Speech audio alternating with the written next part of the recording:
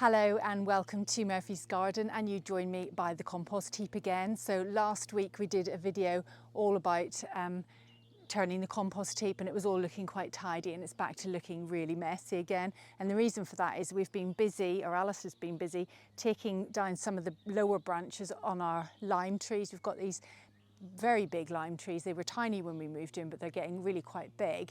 And he wanted to take out the lower branches because what's happening is they're hitting vans and getting broken when any traffic comes down the drive. So he stripped out the lower branches, and that's what you see behind me. So there's lots of woody growth here. We've also got lots of green growth.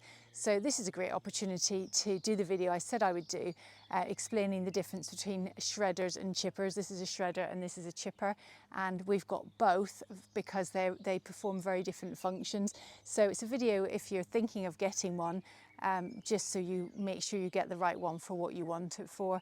So we've got lots of things to try it on. The best way of showing it to you is to demo it. So Alice is going to get on with that, and I'll do some filming and we'll have a chat to him and get his experiences of it. So we'll just let Al get on with things. So first of all, he's going to do some chipping, just some smallish branches, and it just goes through really quickly and it spits it out the other end. Murphy's not quite sure what to make of it. He's a bit scared. Ooh. So we'll leave Al to just get going, and then we'll join him in a little while. So he'll just process some of this stuff, and then we'll come back and join him in a bit. So time for a little tea break. Murph likes to join us for tea, and particularly biscuits. This is his biscuit. Ouch! Don't bite my finger off.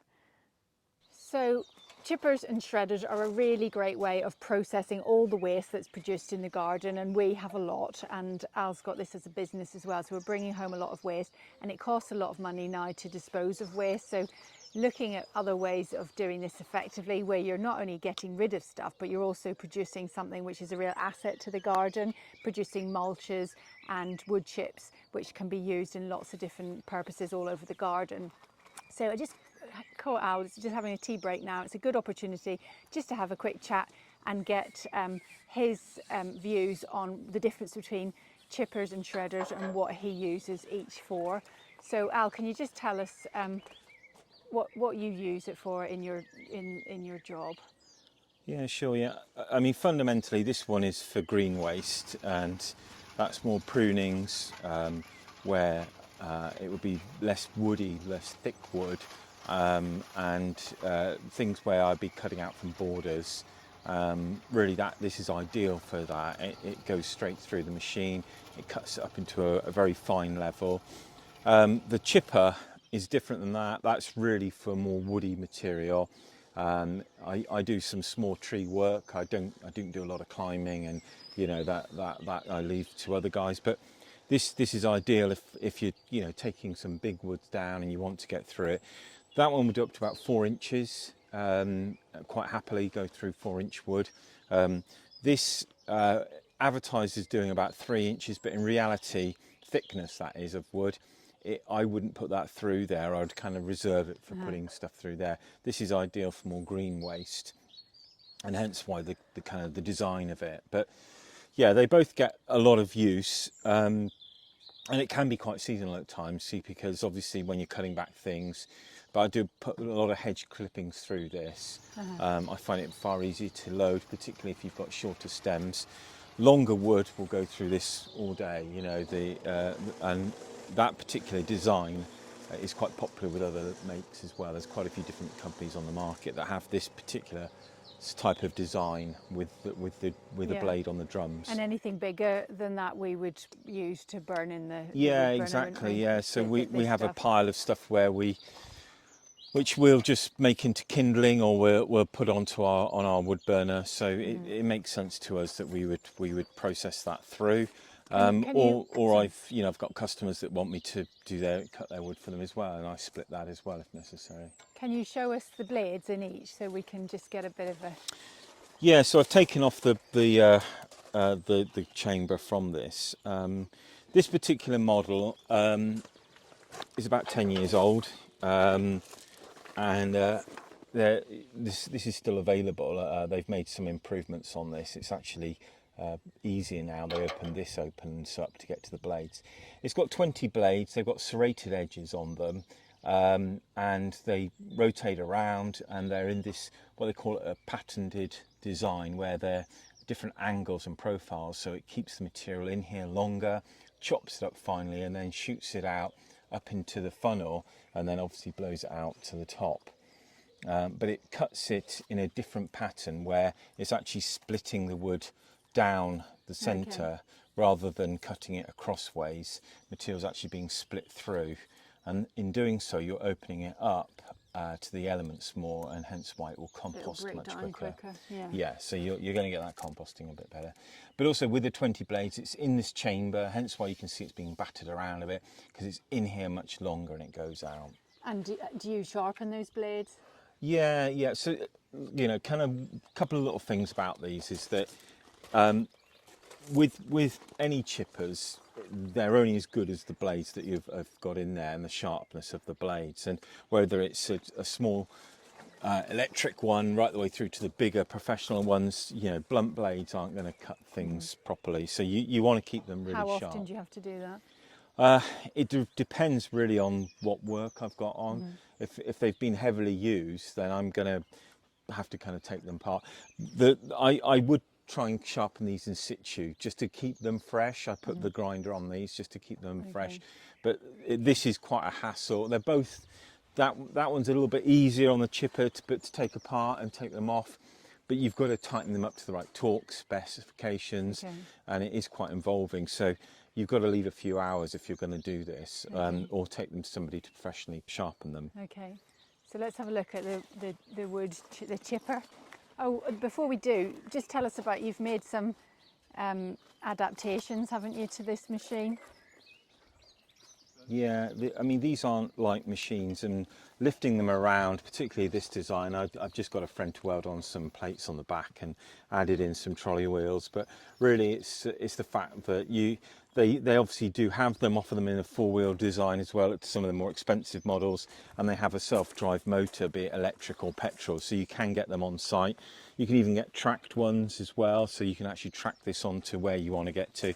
But you know, as a one man, it's quite difficult, you find, to move it around. I find, well, I've got this on a winch and it's perfectly fine, and you can get around with it. But the difference is, as I said, is that this is really for proper wood, as I would call it, proper wood. And this is for more green waste. You know, this is for wood where it's not for cuttings or things. So yeah. So what's the difference then in the design? Why is this one suitable for wood as opposed to, what happens if you put green waste into this?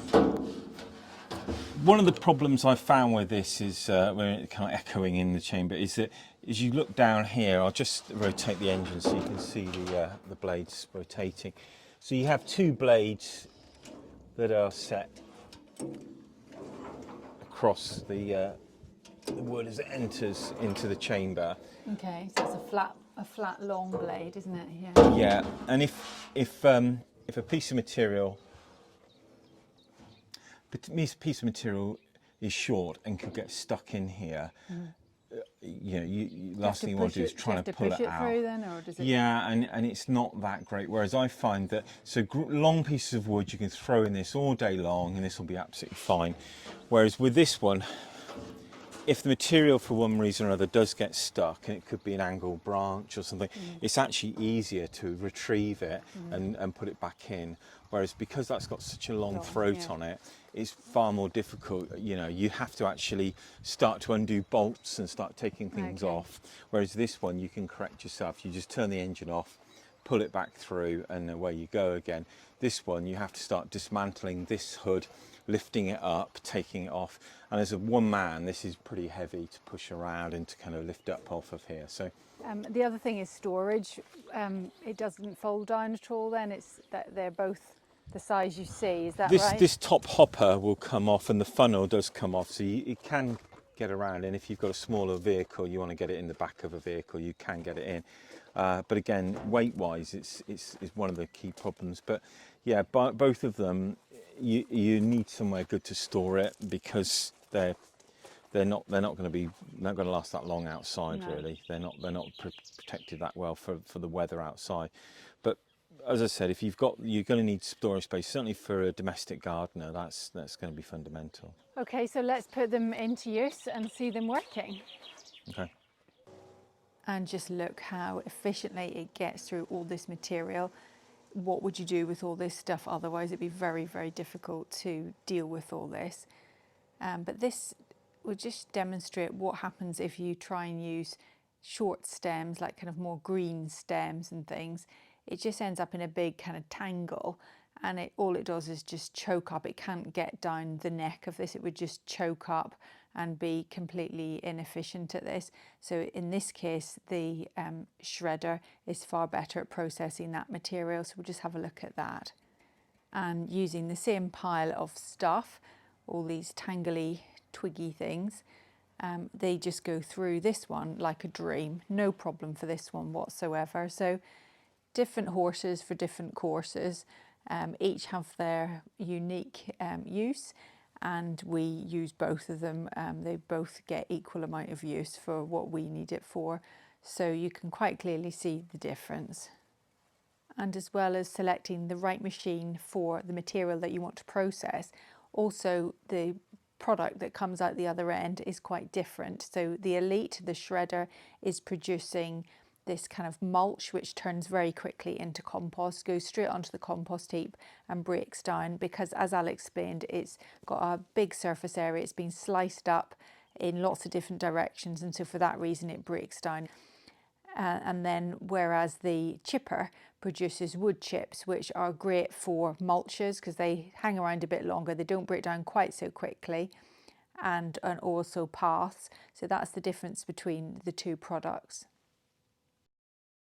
So thanks to Al for explaining that. I think the main difference as a layman, I understand, is that a shredder kind of cuts like this, lots of different angles, cuts it up finely, and then it breaks down, whereas a chipper tends to have like one blade that just is cutting, chop, chop, chop. So that's the difference between the two. And you can see that we're producing wood chips, which are really useful for paths. We're producing compost, so once it goes into there, it then gets turned into this pile and then gets turned again. We've got compost, which we then sieve if we want it nice and fine, or we can just use it directly as a mulch. So it's really useful to be able to produce all this that keeps the garden well fed and keeps everything looking healthy. So thank you very much for watching. Don't forget to like and subscribe and join us again in the next video. Bye for now.